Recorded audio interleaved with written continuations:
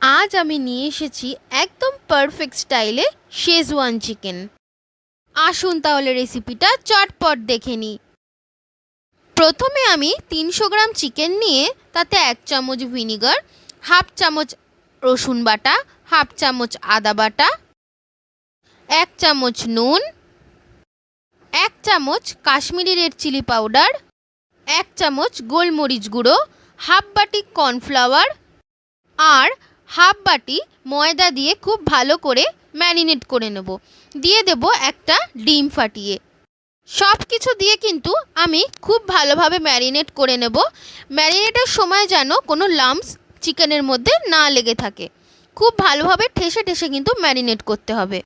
এরপর কড়াইতে সাদা তেল গরম করে আমি ওই চিকেনের পিসগুলো খুব ভালোভাবে হালকা হালকা করে ভেজে নেব।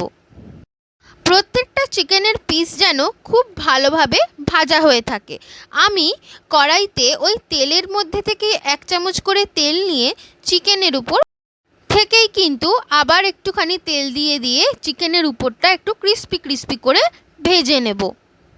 রেস্টুরেন্টেও কিন্তু ঠিক এই পদ্ধতিতেই শেজওয়ান চিকেনটা ঠিক এই পদ্ধতিতেই কিন্তু ক্রিস্পি করে নেওয়া হয়। দেখুন আমি কিন্তু হাতে ধরেই দেখিয়ে দিচ্ছি ঠিক কীরকম ভাজাটা হবে। এই পদ্ধতিতে ভাজলে কিন্তু শেজওয়ান চিকেন একদম পারফেক্ট হবে। আর ওই কড়াইতেই আমি দিয়ে দেব কিছুটা রসুন বাটা, কিছুটা কিউব করে রাখা পেঁয়াজের সাথে রসুন খুব ভালোভাবে ভেজে আমি দিয়ে দেব কিউব করে কেটে রাখা ক্যাপসিকামের টুকরো।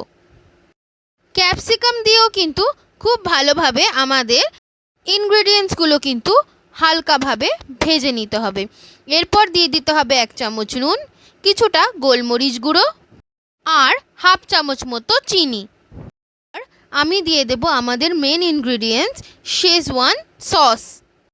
এরপর দিয়ে দেব 1 চামচ ভিনিগার, 1 চামচ চিলি গার্লিক সস আর 2 চামচ মতো টমেটো কেচাপ।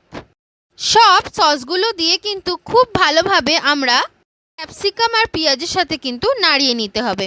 এরপর দিয়ে দেব সামান্য একটু জল দেওয়ার পরে কিন্তু জলটা টানিয়ে নিলেই রেডি আমাদের সবার প্রিয় শেজওয়ান চিকেন। একটা সার্ভিং ডিশের মধ্যে ফ্রাইড রাইসের সাথে পরিবেশন করুন শেজওয়ান চিকেন। সত্যি বলছি একদম কিন্তু রেস্টুরেন্ট স্টাইলের খেতে হবে এই শেজওয়ান চিকেন। বাড়িতে কিন্তু কয়েকটা উপকরণ দিয়েই তৈরি হয়ে গেল এই চিকেন। আর আমার ভিডিওটা ভালো লাগলে অবশ্যই আমার চ্যানেলকে সাবস্ক্রাইব করে দেবেন। লাইক কমেন্ট শেয়ার করতে কিন্তু ভুলবেন না। দেখা হচ্ছে আরেকটা নতুন রেসিপি নিয়ে।